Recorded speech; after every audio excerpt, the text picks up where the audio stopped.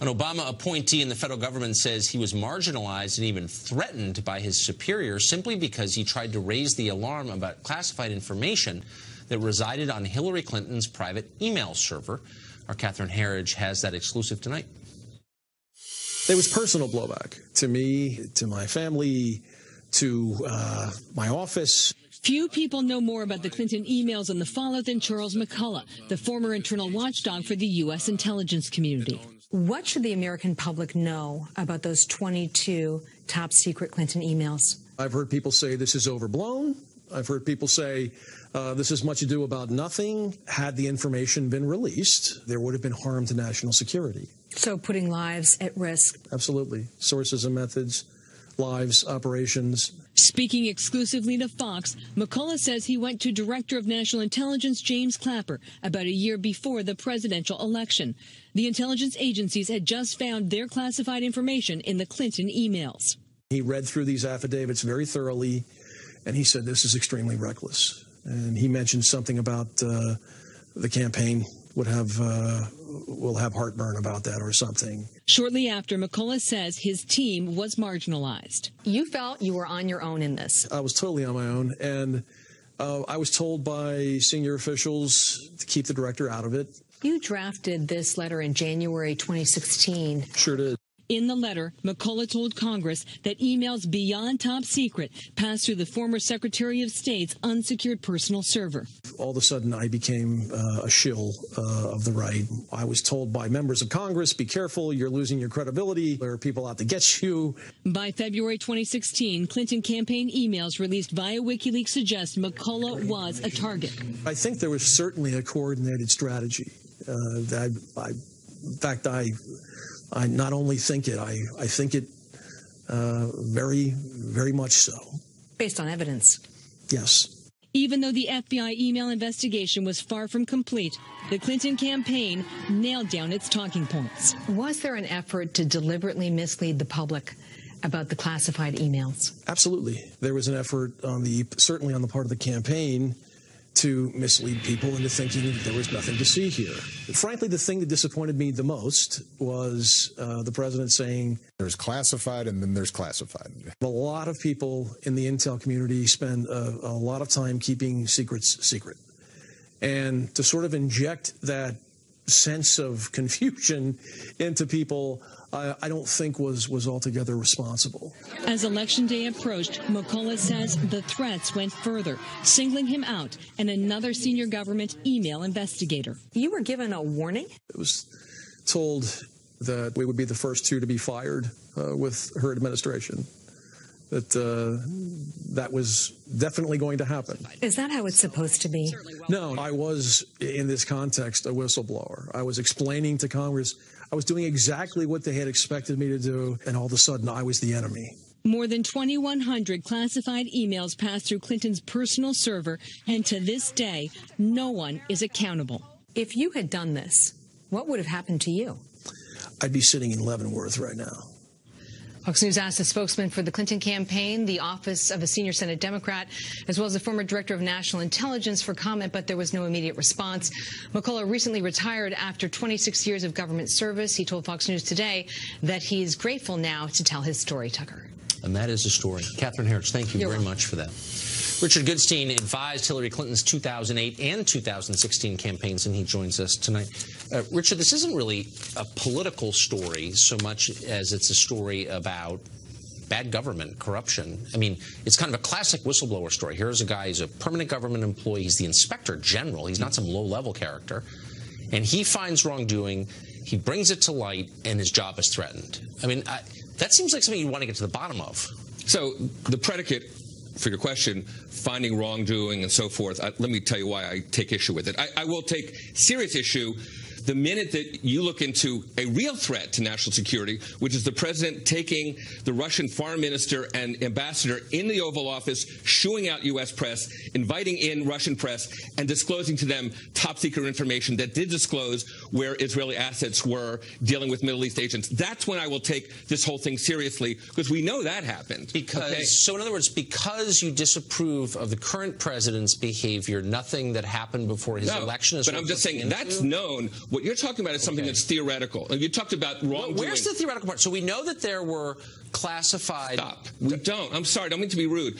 James Comey testified under oath. The only time he testified under oath, he said there were three documents that were marked classified. We know at least one of which was a condolence call to the president of Malawi. Wait, hold on. You're missing it. Well, I'm not. This is the Inspector General, whose job it is to keep track of this, who says that there was a large amount of classified information, as distinct from documents marked classified, but information from the intelligence agencies gathered by them on her server, and that he perceived this as a threat to American national security. So I don't think there's any evidence he's some partisan axe grinder. He's a permanent federal employee. Yeah. And he's told that he's going to be fired for doing this if and when Hillary is elected.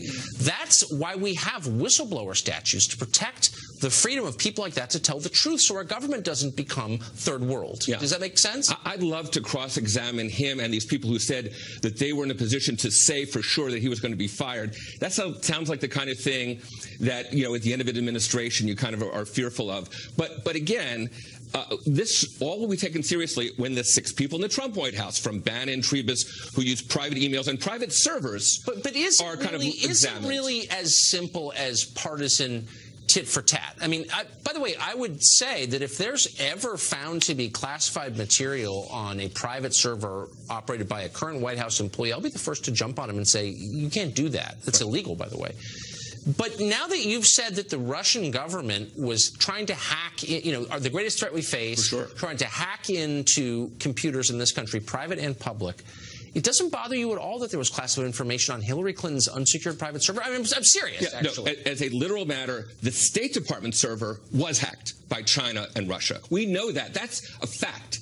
We actually have no evidence that Hillary Clinton's email server was hacked. The White House servers were hacked by the Chinese military. And I mean, this is really common. Shockingly, we have zero evidence that Hillary Clinton's server was hacked. I would say it's against the odds, but that's true. Okay, but I guess that's not the question I asked. We spent, you know, in the run-up to the election, months hearing from Democrats, it's not a big deal. What are you, right-wing crazy person? But now that she's lost and gone away and off her book tour, can we just admit kind of crazy behavior to put this kind of stuff, classified intelligence, on your private unsecured server? I mean, can we admit that? She didn't, quote, put anything on it, right? She was receiving emails from hundreds of She set up the server. I mean, come on, I don't want to relitigate this, but can't you just be honest and say, that was a big, like, what was that? And by the way, if you did that and you heard the IG say it, you'd be in jail. Yeah, Hesitation, there's a euphemism for you, has prevented very much work on the president's proposed border wall, the one that he ran on. But what if a physical wall isn't even necessary? Well, if you read the Washington Post, you already know this. A Washington Post piece says that the president is, quote, building a border wall no one can see. He's doing this, they say, by cutting refugee numbers, speeding deportations, implementing virtual vetting, and simply enforcing immigration law as it exists instead of ignoring it. And in so doing, the paper says he's creating what some are calling a virtual wall around the country. Roberto Hernandez is an immigration activist, and he joins us tonight. Roberto, thanks a lot for coming on. Hola. Hola. So I wanted to talk to you because you're kind of like my measure of where the left is on this. So here's what we know, at least according to the Washington Post, which I'll stipulate for the purpose of this conversation is a legitimate news organization. The president hasn't actually built the wall. All he's doing is enforcing laws that were on the books, passed with Democratic support years ago. Is that okay with you? Yeah, I think that we live in a country where there's laws. Right. I believe that the problem that we've had is that a lot of these, there's too many laws. And one of the things as the Latino communities, we've been saying we have to take all these different laws and create immigration reform. And every president and every Congress and every Senate in the last 20 years has failed to do that. Well, immigration reform is a meaningless phrase. It can mean whatever you want it to mean. What you're saying is activists have demanded that people here illegally be given amnesty and then citizenship, and then some people, American citizens, disagree with that. But you, just the headline here seems to me that you think it's okay for the president to enforce existing immigration law, right? Yeah, but when we're talking about selective immigration law enforcement, what about all the illegal Russians that have been coming here to this country? Yeah, well, I think they're in the same Nobody's talking about category. them. Well, I'll talk about them right now. I think it's totally wrong to come here illegally. Why not throw every person, regardless of country of origin or ethnicity or native language, out of the country and say, apply like everybody else? Why would you be against that?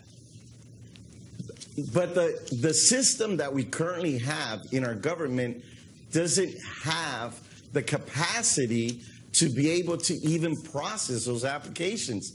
And that's been part of the problem. Then what if you just said, look, current law does not allow people to work here if they don't have a green card or the correct papers and if they're using false federal documents, right? That's the current law, and I think you would never want to defend using fake documents on TV. So what if you just said, we're going to make sure through E-Verify that nobody can employ someone here illegally? And nobody can get welfare if they're here illegally. Then you would see and everyone mocks the phrase, but you would see self-deportation, because what would be the options? Would you be against that? Well, but let's talk about, you talked about not hiring people, and let's begin by looking at farm workers here in California. You're from California like I am. In California, how many growers that grow grapes, tomatoes, lettuce, and all the fruits and vegetables that we grow in California hire people who are not here with documents? Right. So you're saying that big business doesn't like it. Yeah, of course. You know, it's interesting that now the growers are saying we need to have comprehensive reform, because if you had every farm worker in the state of California, right, making an American wage and treated like a human being, that would be a disaster for big business. Yes, it would. Let me ask you really quickly, when you were growing up, a young radical, a liberal, did you ever think you would find yourself in a position defending big business that wants to pay people less for working outside? Did you ever think, I'm going to grow up and become that guy, a shill for business?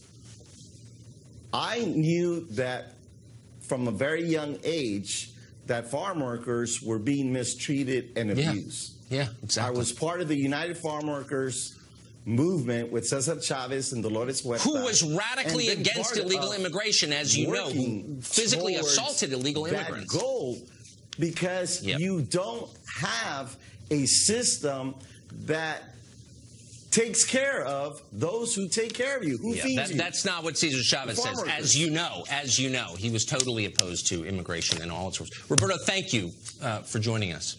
Appreciate it.